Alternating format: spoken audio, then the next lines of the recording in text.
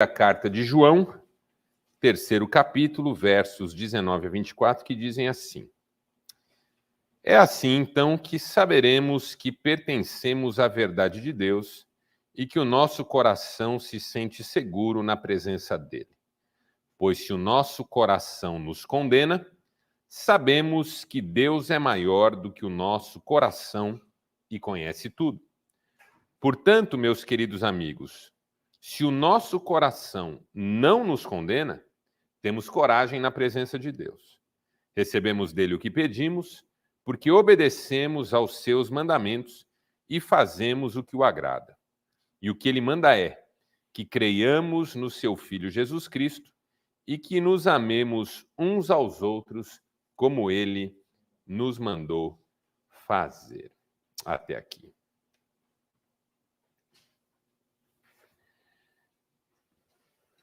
Existem duas coisas que, de alguma maneira, se apresentam juntamente na nossa vida, mas devem ser compreendidas de modo separado. Uma delas é a culpa. E o que é a culpa? A culpa é a atribuição de responsabilidade por alguma coisa que, em geral, não deu certo ou não saiu como se gostaria ou se imaginaria. A gente até usa a palavra culpa para falar de alguma coisa positiva, mas é muito raro. Às vezes é mais em tom de brincadeira, né? Ó, a culpa de eu estar aqui é desse meu amigo. Mas é uma coisa positiva. Ó, a culpa de eu ter conseguido essa oportunidade é dessa pessoa. Mas é uma coisa positiva. Só que é raro a gente usar a palavra culpa para questões positivas. Geralmente, culpa é a atribuição de causa, de responsabilidade por alguma coisa que saiu do roteiro, que não funcionou como deveria ou que trouxe algum tipo de prejuízo. Todos nós temos culpa de alguma coisa. Todos nós. A culpa faz parte da vida. Você derrubou alguma coisa no chão e quebrou, mesmo que você não tenha tido a intenção, você tem a culpa. Porque a culpa é a atribuição de responsabilidade. Quem fez? Fui eu. Então a culpa é sua. Então, culpa é uma realidade da vida. E todos nós temos culpa. Só que junto com a culpa, vem um outro fenômeno que precisa ser compreendido de forma separada, ainda que os dois caminhem muito juntos, que é o tal do sentimento de culpa. Uma coisa é culpa. Outra coisa é sentimento de culpa. O sentimento de culpa é essa percepção da presença da culpa e a dor que essa percepção traz. É isso que eu chamo de sentimento de culpa. Porque é possível que uma pessoa seja culpada, mas não sinta culpa. Em psicanálise, a gente diz que o psicopata é assim. Ele pode até ter culpa, mas ele não se sente culpado. Um psicopata erra com outra pessoa, mas ele não sente a dor desse erro cometido. Os psicopatas, na verdade, mesmo quando erram com outras pessoas, atribuem às outras pessoas a culpa do erro que eles cometeram. É muito raro um psicopata aceitar a culpa dos seus atos. Então, uma pessoa pode ter culpa e não ter o sentimento de culpa. Ah, quando uma pessoa não demonstra um sentimento de culpa, ela é psicopata? Não é isso que eu estou dizendo. Eu estou dizendo que isso é típico do psicopata. Mas também pode acontecer que uma pessoa comum, né, com uma estrutura psíquica normal, em algum momento, mesmo tendo culpa, não a reconheça. Geralmente isso é coisa típica também de marido, que sempre tem culpa, mas nem sempre reconhece.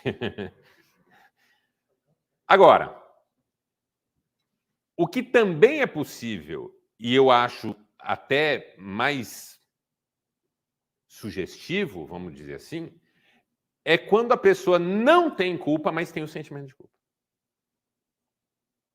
Isso também é uma possibilidade. E é mais comum do que a gente normalmente pensa. É muito comum encontrar pessoas que, mesmo não tendo a culpa, sofrem com o sentimento de culpa. Por isso que essas duas coisas devem ser compreendidas separadamente. Em geral, a culpa deveria levar ao sentimento de culpa, proporcional à culpa. Mas o que acontece na prática, muitas vezes, é que há pessoas que têm culpa, mas não sentem a culpa, E há pessoas que não têm culpa e sentem a culpa. Vou dar um exemplo. Às vezes eu atendo pessoas que dizem assim: puxa, perdi uma oportunidade e me culpo por isso. Só que quando você pergunta para a pessoa o que ela podia ter feito diferente, não há alternativa. Não, eu fiz o que eu tinha que fazer. E por que você se culpa? Porque não deu certo. Mas veja, não deu certo, mas não por culpa sua. É porque tem coisa que não dá certo na vida mesmo. Casos mais graves. Às vezes uma pessoa que se culpa pela morte da outra, por quem ela fez tudo enquanto dava para ajudar. Já atendi mulheres que perderam o marido por um câncer e se culpavam. Eu me lembro de uma que dizia assim: eu devia ter feito alguma coisa a mais. E aí eu perguntava o quê, por exemplo? Não sei, mas alguma coisa. Como assim? Então a pessoa está consumida pela culpa, que na verdade não é culpa propriamente dita, é sentimento de culpa, porque culpa a pessoa não tem nenhuma. Outro exemplo também que acontece muito: filhos que se culpam pelas desavenças entre os pais. É muito comum. A criança vive num lar tumultuado, onde os pais se digladiam o tempo todo, onde ocasionalmente acontece um divórcio, e a criança realmente acredita que a culpa daquele transtorno é dela. O pai vai embora de casa e a criança vive com a sensação de que é por causa dela que o pai foi embora. E eu já atendi inúmeros casos de pessoas que sofrem a culpa por uma dissolução de lar que nada tinha a ver com a pessoa porque ela era uma criança. Aliás, culpas trazidas desde a infância é uma das coisas mais comuns na vida adulta. E aí, quando você questiona a culpa da pessoa, ela não sabe nem explicar essa culpa. Porque ela não sofre exatamente da culpa, ela sofre do sentimento de culpa. E o problema do sentimento de culpa é que ele pode estar desconectado da culpa real. A mulher se culpa porque o marido não conseguiu a promoção no trabalho. Por que ela se culpa? Ah, mas eu devia ter ajudado mais ele. Como? Ah, mas talvez eu devia ter incentivado ele melhor. Em que sentido? Ela precisa chamar para si essa culpa que, na prática, ela não tem. Por que ela faz isso? Uma das teses que Freud apresentou e que eu acho brilhante é que, às vezes, a pessoa tem uma culpa inconsciente que ela precisa associar a um fator concreto. Uma pessoa que traz uma culpa lá de trás, às vezes precisa conectar essa culpa, que ela nem sabe onde nasceu, a alguma coisa que esteja acontecendo na vida atual. Então, muitos homens que eu conheço e que se culpam com facilidade estão, na verdade, tentando lidar com uma culpa que eles trazem de longe e nem sabem de onde vem. Mulheres, a mesma coisa. A culpa, muitas vezes, de um abandono, a culpa, muitas vezes, de um erro que não pôde ser remediado. Aliás, na vida masculina, isso é muito comum. Homens que se culpam muito no dia a dia, porque, no fundo, estão tentando compensar um erro cometido lá atrás, do qual eles jamais se perdoaram. Isso, no mundo masculino, é muito, muito, muito comum, corriqueiro e constante. Ai, meu Deus, não devia ter feito isso. Ai, meu Deus, por que eu errei? Até coisa boba. Sabe quando você está viajando e era para entrar à direita, você se distraiu, passou reto, tem um contorno lá na frente, mas do passar reto até o contorno e o retorno aonde você tinha que ter entrado, você fica muito bravo consigo mesmo, reclamando o tempo todo. Parece que foi uma tragédia de proporções terríveis. Aí a esposa fala: bem, mas por que você está tão nervoso? Errou o caminho, já já você volta. Não, mas não era para ter errado, esse GPS dos infernos, que não avisa direito, quando avisa está em cima da hora. Mas bem, não tem problema. Não, porque agora você vê... Por que o sujeito se destempera por uma coisa aparentemente pequena? Porque ele está trazendo com ele uma carga de sentimento de culpa que ele está precisando associar a alguma coisa concreta. Às vezes, pode descontar isso em outra pessoa para distribuir essa culpa. Por que a gente culpa outras pessoas que não têm culpa do que a gente quer culpá-las? Um filho, por exemplo. O meu pai era assim, o meu pai era um homem que carregava muitas culpas. Eu só entendi isso muito tempo depois. Ele carregava muitas culpas. Então ele fazia as duas coisas. Pegava muito pesado consigo mesmo e distribuía essa culpa quando não dava para ele carregar ela sozinho. Então era muito comum ver meu pai culpando a gente de qualquer bobagem. Uma cena clássica que a gente até brincava com ele quando ele era vivo. Uma vez a gente num restaurante e ele foi pegar alguma coisa na frente dele, bateu a mão numa garrafa de refrigerante, derrubou, molhou toda a comida. Na hora olhou para a gente e falou assim: vocês veem o que vocês me fazem fazer? É espetacular. Vocês veem o que vocês me fazem fazer? Ninguém mexeu com ele, ninguém mexeu na mão dele, ninguém estava na frente dele. Mas assim que ele derrubou a garrafa, ele olhou para nós: olha o que vocês me fazem fazer. Tem a ver com aquele momento em si? Não. Com essa carga que a pessoa carrega para onde ela vai e às vezes ela não dá conta, precisa dar uma distribuída. E acaba jogando sobre quem às vezes não tem nada a ver. Isso que eu estou falando para vocês é a base do que eu estou chamando aqui de dinâmica da autocondenação. Não é a culpa, é o sentimento de culpa. Porque a pessoa que é atormentada pelo sentimento de culpa precisa fazer algo para mitigar esse sentimento. E, geralmente, a estratégia escolhida pela pessoa que sofre com o sentimento de culpa é a autocondenação. A pessoa que sofre com o sentimento de culpa está sempre dizendo coisas do tipo: eu não sei fazer nada, comigo é sempre assim, tudo que eu ponho a mão dá errado, parece que eu não vou para lugar nenhum e não chego em lugar nenhum direito, eu acabo estragando tudo que eu faço. Esse é um tipo de discurso de gente que sofre com o sentimento de culpa. Uma autocondenação falada. Mas não tem só a autocondenação falada. Também tem a autocondenação que a pessoa expressa através de autossabotagem. Sabe aquele seu amigo que você fala: cara, você tem tudo para ser feliz e não é. O que acontece com você? Porque a pessoa, tudo que ela está fazendo e que tem tudo para dar certo, ela faz dar errado. Sabe aquele seu amigo que, todo respeito, namora ou é casado com uma mulher top? É querida, é simpática, é bonita. Você mesmo fala: amigo, você ganhou na loteria. Né? Com todo respeito à sua mulher, porque quando a gente fala com todo respeito à sua mulher, é porque o respeito está acabando. Senão a gente não precisava fazer a ressalva, né? Ó, com todo respeito, por quê? Porque o limite para acabar o respeito é esse aqui, ó. Rapaz, você tem uma mulher tão bonita, tão inteligente, quisera eu ter uma mulher assim. E o cara trai, machuca, afasta dele. E aí, quando ela finalmente vai embora, ele chora, se desespera, quer ajuda para conquistá-la de volta. Bem na pausa, né? Bem na pausa. Vou fingir que não aconteceu. Aí o cara se desespera, pede ajuda para ter a mulher de volta. Aí quando tem de volta...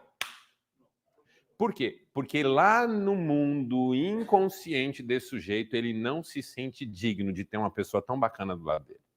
Então, quando ele não tem, ele quer, mas quando ele tem, é aquela sensação: eu não mereço. E aí, porque eu não mereço, eu tenho que perder. Isso vale para trabalho também. O sujeito recebe uma oportunidade de ouro, vai lá e faz lambança. Rapaz, você trabalhou a vida inteira por essa oportunidade, como é que você foi me fazer isso? Nem o cara sabe explicar. Mas por quê? Quando ele se viu naquele lugar especial, internamente ele diz para si mesmo: não mereço. E aí fez um movimento no sentido de perder. Isso é autocondenação.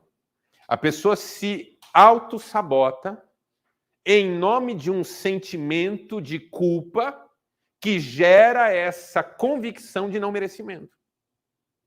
A autocondenação. A pessoa se sabota, a pessoa se penitencia, a pessoa sempre escolhe algum tipo de sofrimento. Isso pode acontecer, e aqui eu vou falar uma coisa complexa, Não quero que você tome isso como uma verdade a ser aplicada na vida de todo mundo que está em situação análoga, porque não é o caso. Mas isso pode se manifestar até mesmo no desenvolvimento de uma doença. Eu já atendi pessoas que desenvolveram doenças por causa de autocondenação. É um jeito da pessoa se punir. Se a vida não pune, a própria pessoa se pune. Eu atendi um caso clássico, que foi que me deu fama na psicanálise, de uma pessoa que chegou no meu consultório com diagnóstico e tratamento ineficaz, fracassado, em relação a um câncer. E o prognóstico era que o câncer iria matar a pessoa, porque ela fez quimioterapia, radioterapia e nada resolveu. Na análise, apareceu o gatilho, apareceu a causa, apareceu a necessidade de identificação, apareceu a razão pela qual aquele câncer se tornou necessário para aquela construção psíquica. Elaborou a questão, resolveu a questão, sem tratamento, o câncer entrou em remissão. E hoje a pessoa é curada. E virou minha aluna na psicanálise.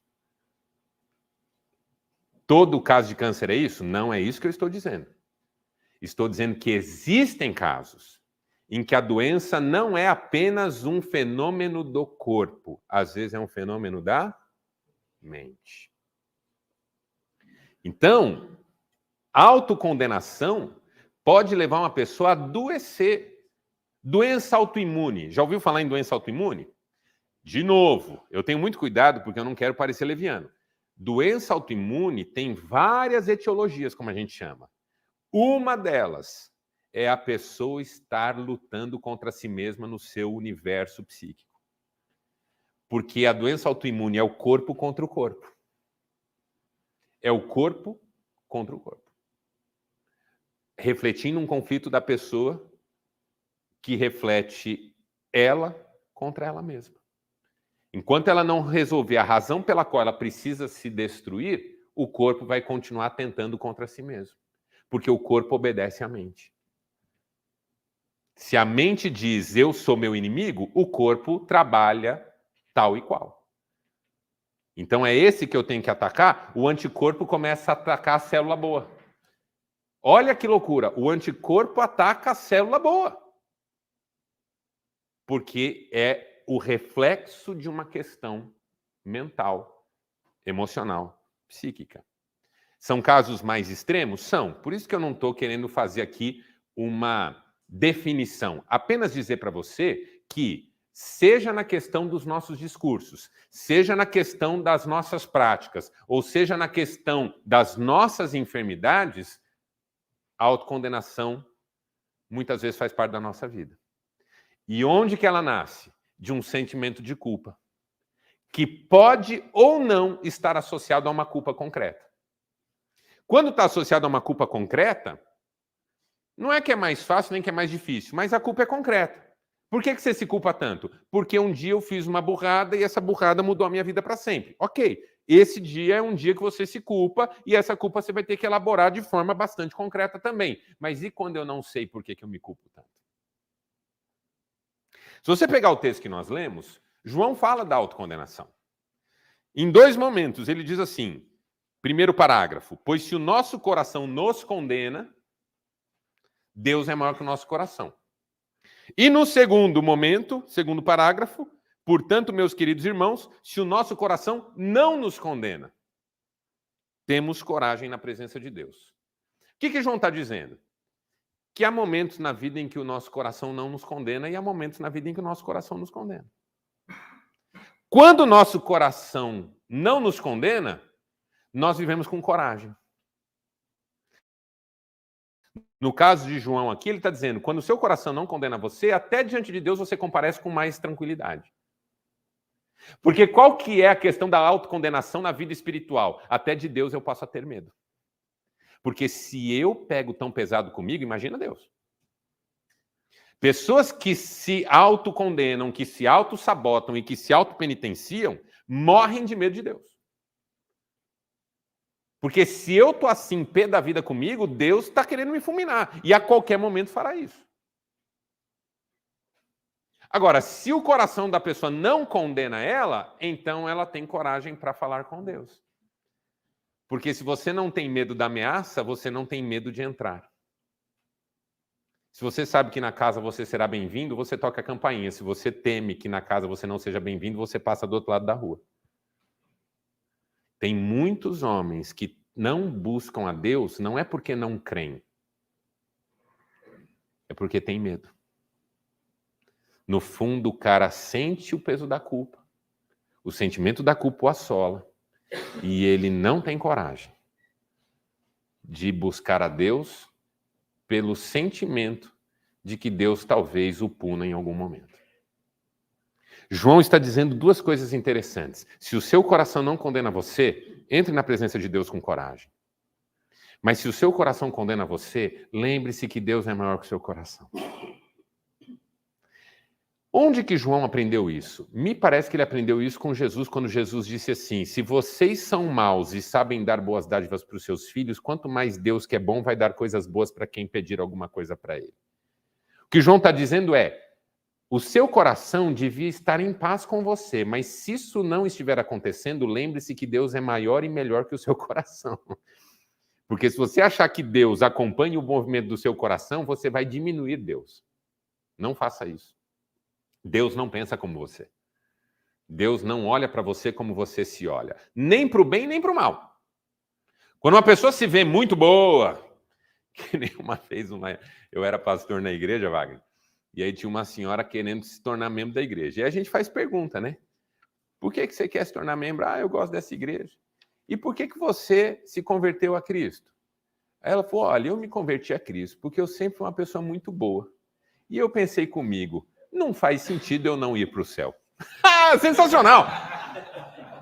Ela quase disse, eu me converti porque Deus precisa mais de mim do que eu dele. Foi sensacional, eu achei aquilo sensacional. Claro que ela não foi recebida, mas foi sensacional. Então tem gente que se acha. E quando a pessoa se acha, Deus não pensa como ela. Mas tem pessoas que se condenam. E quando a pessoa se condena, Deus também não pensa como ela. Por isso que eu gosto demais de uma frase do Blaise Pascal, demais dessa frase. Quando ele diz no livro Pensamentos o seguinte: se uma pessoa se rebaixa, eu a exalto. Mas se ela se exalta, eu a rebaixo. E assim faço sucessivamente até mostrar para ela o monstro incompreensível que ela é. O que Blaise Pascal está dizendo? Se você se acha, você está errado sobre você. Mas se você também se condena, você está errado sobre você. Os dois extremos são perigosos. O extremo do vitimismo, da autocomiseração, da autocondenação, da autopenitência, da autossabotagem. Isso não é um lugar para a gente estar. E o lado do orgulho, da arrogância, da prepotência, também não é um lugar para a gente estar. O lugar da humildade não é o lugar da autocondenação. O lugar da autocondenação não é o lugar da humildade, é o lugar da modéstia. Você sabe qual que é a diferença entre modéstia e humildade? C.S. Lewis escreveu que a verdadeira humildade dispensa a modéstia. O que ele quis dizer com isso? Quando você elogia uma pessoa humilde, por exemplo, o Henrique fez lá um bacalhau. E eu fui comer um bacalhau lá na casa do Henrique. Aí eu falei, Henrique do céu, que bacalhau espetacular. Que delícia. Olha, nem restaurantes Michelin como bacalhau tão bom assim. Se ele é humilde, ele fala, rapaz, que bom que você gostou, obrigado. Receita que eu recebi da minha avó, que era uma mulher simples, abençoada, mas me ensinou tudo que eu sei na cozinha. Isso é humildade. Ele aceitou o elogio, reconheceu a verdade do elogio, mas dividiu a glória com quem merece. O modesto, se o Henrique fosse modesto, ele ia falar assim, ai, não é nada. Receitinha boba. Esse bacalhau nem estava tão fresco. Nem dessalguei o suficiente. Você está percebendo qual que é a diferença do modesto? Ele não compartilha a glória, ele esvazia o valor do que foi feito. Então, na visão do modesto, a vida é uma porcaria. Você não tem por que gostar. Na visão do humilde, a vida é boa, só que quem merece a glória é Deus. Entendeu a diferença? Na humildade, eu sei que eu fiz uma palestra boa, mas quem me deu condições? Deus. Na modéstia, alguém fala, que palestra? Eu falo, eu errei tanto. Não, mas foi boa, me transformou. Ai, que bom, porque olha, eu nunca mais vou fazer uma palestra dessa de novo, porque foi ruim demais. Por que você está esvaziando o valor de algo que para a pessoa foi importante? Porque a pessoa autossabotadora é assim. Mesmo quando ela faz coisa boa, ela dá um jeito de estragar. Mesmo quando ela faz algo legal, ela dá um jeito de jogar água em cima. Agora, a pessoa humilde, não. Fiz algo legal mesmo. Obrigado, Senhor. Fiz algo bacana mesmo, olha que legal. Pô, o bacalhau tá gostando. Até eu tô gostando desse bacalhau que eu fiz hoje. Obrigado, Deus, por me dar uma oportunidade de comprar um bacalhau e ainda servir para o meu amigo Marcelo. Que todos sigam esse exemplo de fazer um bom bacalhau e servir para o meu amigo Marcelo. Não é? A Bíblia diz, quem tem ouvidos para ouvir, ouça. Brincadeira à parte, o que eu estou querendo dizer? Que esse lugar da autocondenação é um lugar ruim para a gente viver. Porque ele não glorifica ninguém e ainda faz da vida um inferno. Assim como o lugar do orgulho não é um lugar legal para a gente viver. Porque ele rouba o lugar de Deus e faz a gente pensar que a gente é tão bom quanto. O lugar para a gente viver é o lugar do equilíbrio. Mas para a gente ter equilíbrio, a gente precisa vencer essa dinâmica da autocondenação. Culpa, sentimento de culpa, autopunição. Para tentar, de alguma maneira, reduzir o impacto do sentimento de culpa. Qual que é a tese que eu estou defendendo hoje aqui? O cara não se condena. O cara não sofre com o peso da autocondenação. Por quê? Porque ele não tem culpa? Não, não é isso que eu estou dizendo. É porque ele não se deixa viver refém do sentimento de culpa. E por que o cara não se condena? Por 4 razões que eu vou pontuar para nós hoje aqui, dentro do tempo que me resta. Primeira, porque o cara aprendeu a se perdoar. A autocondenação não é uma questão entre nós e Deus, é uma questão entre nós e nós mesmos. Fui pastor por mais de 20 anos em igreja. 90% das pessoas que se culpam, não se culpam porque acham que Deus não as perdoou, é porque elas não se perdoam. Essa que é a verdade. Eu atendi uma vez uma pessoa e ela falava assim, tudo na minha vida dá errado. E eu perguntava, mas por que você diz que tudo na sua vida dá errado? Porque nada que eu quero acontece, tudo que eu planejo vai por água abaixo. E foi falando. Aí, em determinada altura, ela falou assim, por que Deus não me abençoa? Aí eu perguntei assim, você realmente entende que Deus não te abençoa? É uma convicção que você tem? Ela falou, não é que Deus não me abençoa, Ele até me abençoa. Aí quando ela começou a falar isso, eu falei, vamos jogar limpo? Ela falou, o quê? Não é com Deus o seu problema, é com você.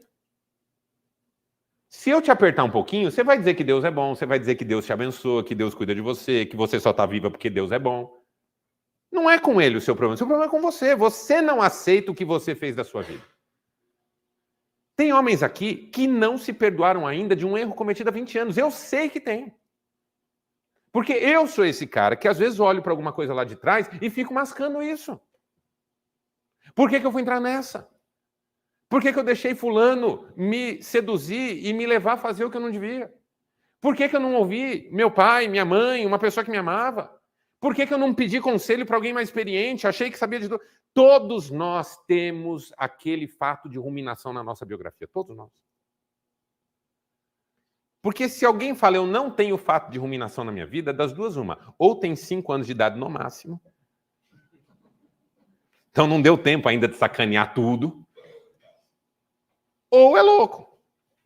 Porque qualquer pessoa normal que está aqui hoje, se der uma olhada para trás na sua biografia, vai reconhecer um ponto em que ela não foi quem ela gostaria de ser. Todos nós. Eu fiz uma palestra esse final de semana em Mogi Guaçu e eu estava dizendo o seguinte, o problema da gente viver, é que quanto mais a gente vive, mais a gente acumula isso. Tipo assim... Esse ponto de ruminação, você poderia ruminar, mas você se perdoa. Então, esse é o ponto. Se você reconhece pontos na sua história em que você se comportou de um jeito diferente do que você gostaria, isso faz de você uma pessoa normal, porque todos temos esses pontos. Mas se você rumina, se você sofre, se a cada lembrança desses pontos você precisa se condenar, sabotar a si mesmo, punir a si mesmo, ruminar essa questão, é porque você não se perdoou. Você continua escravo desse ponto da sua história. Aí vem a tal da melancolia que eu falo sempre aqui, que é essa sensação de uma vida que seria de um jeito não fosse o que aconteceu. Ah, se eu não tivesse feito isso, hoje eu estaria bem. Você não sabe. Gente, nós não sabemos. Se você não tivesse tido aquele sócio que roubou você e deixou você na míngua, você podia ter seguido um caminho na vida que hoje você nem vivo estaria. Você não sabe. Tipo, aquele dia que eu saí para a direita e me ferrei e fico pensando que devia ter saído para a esquerda, se eu voltasse no tempo e saísse para a esquerda, podia atravessar a rua, ser atropelado e morrer. Quantas vezes eu preciso voltar no tempo para a vida ser do jeito que eu gostaria? Então a melancolia é um drama de alma porque ela supõe algo que não pode ser suposto. Que se eu não tivesse feito o que eu fiz, tudo teria sido melhor. A verdade da vida é que se a vida não fosse como é, as chances dela ser pior são maiores do que as chances dela ser melhor. Você acha que você voltar no tempo, você corrige algo. E a chance de você piorar é maior. É igual quando você fez aquele arroz lá no churrasco e salgou demais. Aí a sua avó falou assim, ai, filho, põe uma batata. Aí você pôs a batata, serviu um arroz igualmente salgado com a batata dentro.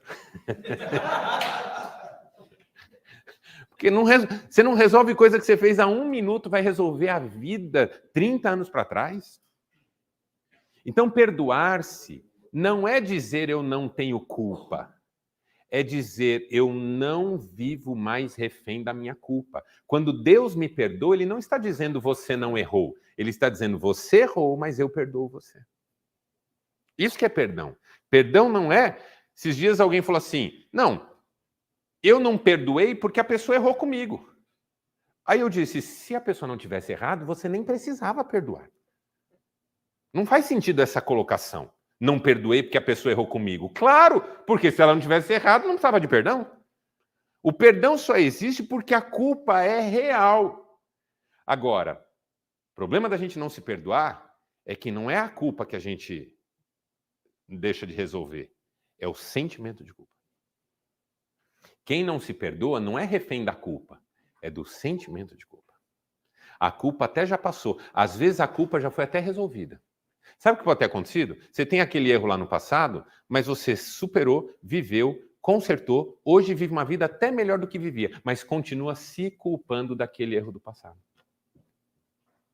Entendeu a lógica? Se pegar a minha vida mesmo, eu me culpo de coisas que, se eu pensar bem, hoje eu vivo melhor do que eu vivia e viveria mesmo se tivesse acertado naquilo que eu acho que eu errei. Só que por causa de uma inclinação para pegar pesado comigo mesmo, eu fico me culpando disso. Eu preciso me perdoar. O cara se perdoa. E por que o cara se perdoa? Porque se Deus me perdoou, quem sou eu para não me perdoar? Essa é a lógica de João. Se você se condena, Deus é maior que você. É isso que o João está dizendo. E se você não se condena, bem-vindo à família da fé. Porque Deus também não condena você. Porque se Deus condenar todo mundo que errou, não sobra ninguém. Um dia alguém falou assim para mim, depois do que eu fiz, Deus ainda me aceita? Eu falei, amigo, se fosse para Deus não te aceitar por causa do que você fez, Deus não te aceitaria nem antes de você fazer, porque Ele já sabia que você faria. Olha que loucura. Tipo, se a minha mulher soubesse que casando comigo eu ia ferrar com a vida dela, ela tinha o direito de não casar, certo? Se mesmo sabendo ela casou, é porque ela decidiu de antemão me perdoar. É que, graças a Deus, nossas mulheres não sabem nada. Só sabem depois o que acontece. Aí elas casam na fé. Mas Deus casa na certeza. Deus, quando salvou você e a mim, Ele já sabia o que a gente faria depois de ser salvo. Então, se a gente ia pisar na bola a ponto de não merecer ser salvo, ele não salvaria antes. Essa é a lógica da fé. Que Deus não precisava do que eu fiz para saber quem eu sou. Então, se ele me amou antes de eu fazer o que fiz, é óbvio que ele continua me amando depois de eu fazer o que fiz. Porque ele já sabia que eu faria o que eu fiz. Claro que eu estou entrando num assunto aqui super difícil. Mas que vale a pena a gente pensar. Por quê? Porque se Deus não me condena, quem sou eu para continuar pegando pesado comigo? O cara não se condena não é porque ele não tem culpa. O cara não se condena porque ele decidiu que o sentimento de culpa não vai mandar na vida dele. Entendeu a diferença? Segundo, o cara não se condena porque ele aprendeu a se levantar. Provérbio para você escrever na mão, no braço, pôr no painel do carro. Ainda que o justo caia 7 vezes ele tornará a levantar-se. Olha o que a Bíblia está dizendo. Ainda que o justo caia 7 vezes. Na minha conta, se o cara caiu 3, eu já não chamo ele de justo mais. Sim ou não? Tipo, Murilão já pisou na bola 3 vezes comigo, eu já estou chamando ele de demônio. Na quarta eu já estou falando, Deus, leva.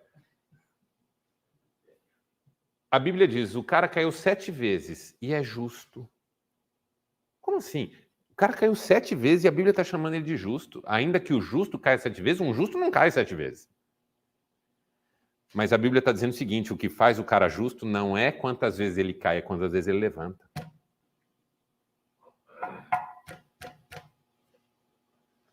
A justiça da vida não está em sermos capazes de não errar, porque não somos, mas em sermos capazes de levantar a cada erro. O cara não se condena porque ele se levanta. Ele chacoalha o pó. Ok, não fui quem eu queria ser, não fiz o que eu queria fazer, pisei na bola com quem eu amo, joguei fora uma oportunidade de ouro. Mas como de todas as outras vezes, também nessa eu vou me levantar. Vida que segue. Ah, mas você vai assim até quando? Não sei. Você acha que eu estou feliz? De verdade, você acha que eu estou feliz tendo que levantar mais uma vez? Porque quem me julga acha que eu gosto de ficar caindo. Eu não gosto de cair. Mas você não pode me condenar porque a cada queda eu quero me levantar de novo. Esses dias eu falei para a Cristiane, né? A gente estava vendo uma reportagem de uma pessoa que estava no 4º casamento, 5º casamento. Aí ela falou, nossa, mas vai casar de novo. Eu falei, isso a gente tem que admirar na pessoa, ela não desiste. E é verdade. Por que ela desistiria? Porque eu acho que ela tem que desistir? Porque eu vou ficar julgando ela? Que não desista mesmo. Afinal de contas, se Deus não desiste de mim, quem sou eu para desistir de mim? Então, se Deus me perdoa, quem sou eu para não me perdoar? Se Deus não desiste de mim, quem sou eu para desistir? Terceiro, o cara não se condena porque aprendeu a se autorizar. Isso aqui merecia uma palestra só sobre esse tema. E quem sabe eu vou fazer isso uma hora. Aqui é onde a autocondenação é substituída pela autopermissão. O cara que se autocondena, ele precisa sabotar as coisas boas da vida dele, sim ou não?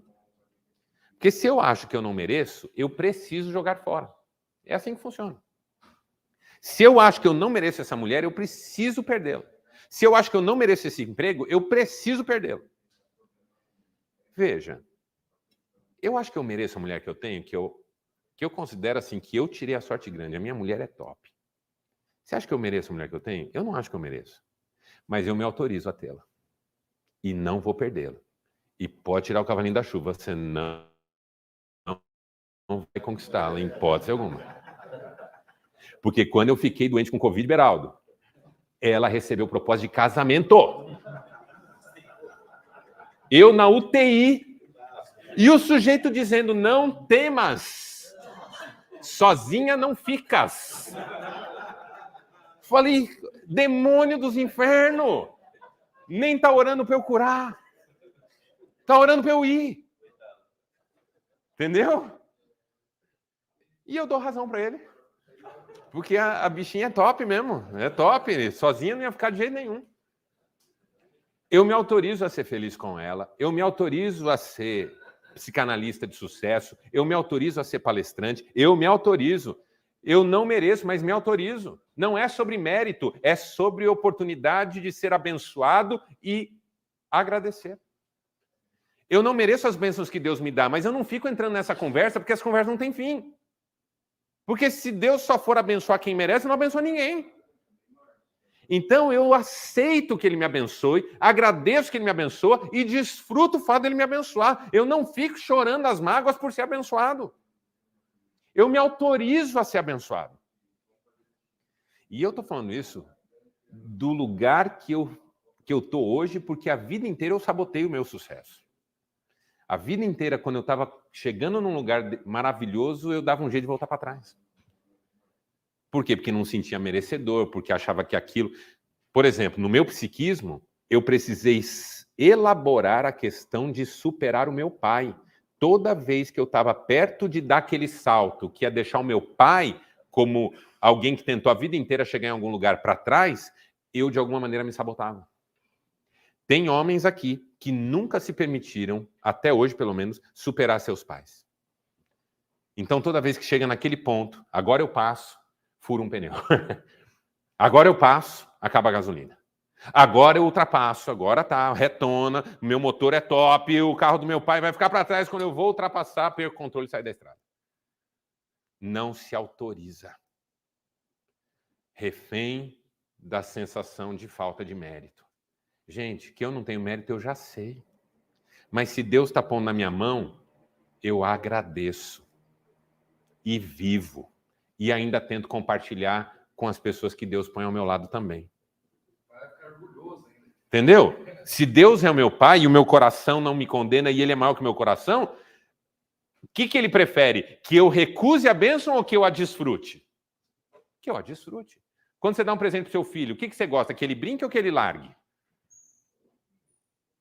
Se o seu filho brincar com o brinquedo que você deu por 2 horas sem parar, você vai falar, rapaz, acertei no presente. Hein? Pensa num pai que acertou no presente. Você vai ficar orgulhosão. Ó, essa vez acertei. Aí Deus te dá um negócio, você joga fora. Ai, não mereço. Claro que não merece, amigo. Claro que não merece, mas desfrute. Um amigo meu, neurótico pra caramba, contou isso publicamente, por isso que eu conto. Uma vez deu uma palestra e o combinado com o organizador da palestra era 50-50. E aí, terminou a palestra, o sujeito que organizou foi pagar ele. E como recebeu tudo em dinheiro dos inscritos, deu a parte dele em dinheiro. Era um catatal assim de dinheiro. Porque deu muito certo.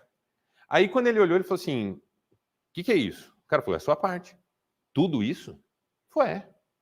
Mas isso é só a minha? Foi. Mas tudo isso, quando ele falou tudo isso pela 4ª vez, o cara, psicanalista também, fez assim, ó, puf, jogou pro alto e falou assim, desfruta, neurótico! Aí ele tomou um susto e começou a pegar o dinheiro no chão. Sabe gente que não consegue ter uma coisa boa porque fica desconfiado? Mas é pra mim? Não, mas posso mesmo? Ah, mas é possível? Não tem problema? Por quê? Porque a pessoa não consegue aceitar que Deus coloque uma coisa boa no caminho dela. E por último, o cara não se condena, e isso aqui é o mais importante de tudo, porque ele aprendeu a se consagrar. Como é que eu resolvo as culpas do passado? Não é fantasiando uma vida em que elas não aconteceram. É vivendo uma vida para a glória de Deus. A verdade é, errei pra caramba na minha vida, mas hoje posso acertar.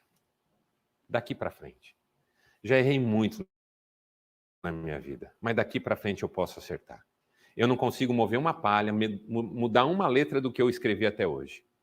Mas as próximas páginas desse livro estão todas em branco. E eu posso escrever o que Deus me permitir escrever.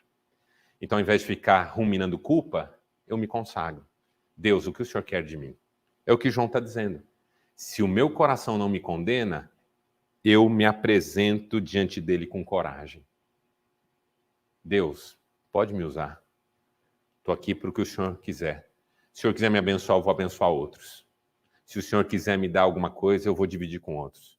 Se o Senhor me usar de algum modo, eu vou pregar para outros. Se o Senhor me prosperar de algum modo, eu vou dar testemunho para os outros. Isso é se consagrar. É entender que tudo que você viveu tem um propósito. Aí o cara não se condena mais. Porque aí ele entendeu que se perdoando, se levantando, se autorizando e se consagrando, as culpas não só ficam para trás, se tornam aprendizado para ele ser melhor hoje do que foi ontem. E as coisas acontecem. Separei uma frase aqui, que é só para falar de como, às vezes, a gente se abandona no caminho, né? Uma pessoa sente-se mais só quando deixou cair qualquer coisa de sua carapaça ou fachada exterior, a face com que enfrentava o mundo. E tenha certeza de que ninguém pode compreender, aceitar ou interessar-se pela parte do seu eu interior que ficou descoberta. O que Roger está dizendo é o seguinte: às vezes, o sentimento de culpa que a gente carrega é porque a gente acha que nunca mais será feliz e amado como seria se não tivesse acontecido o que aconteceu. E isso aqui é vencido quando a gente descobre que Deus nos ama independentemente de tudo que a gente fez ou que aconteceu. E aí a gente se perdoa, e aí a gente se levanta, e aí a gente se autoriza, e aí a gente se consagra. Vamos ficar em pé?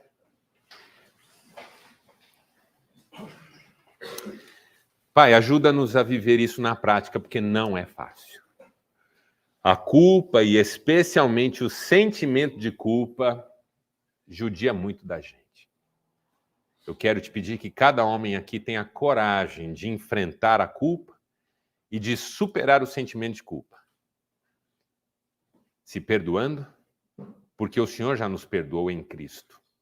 Se levantando, porque cair é do homem, mas o levantar vem de Deus. Se autorizando, porque mérito ninguém tem, mas o Senhor é bom e nos abençoa ricamente. E se consagrando, porque todos ainda podemos ser, independentemente de por onde passamos ou o que fizemos, quem o Senhor quer que nós sejamos. Por isso eu oro por mim e pelos meus amigos aqui, em nome de Cristo. Amém. Amém. Valeu, gente. Deus abençoe. E até terça-feira que vem, se Deus quiser.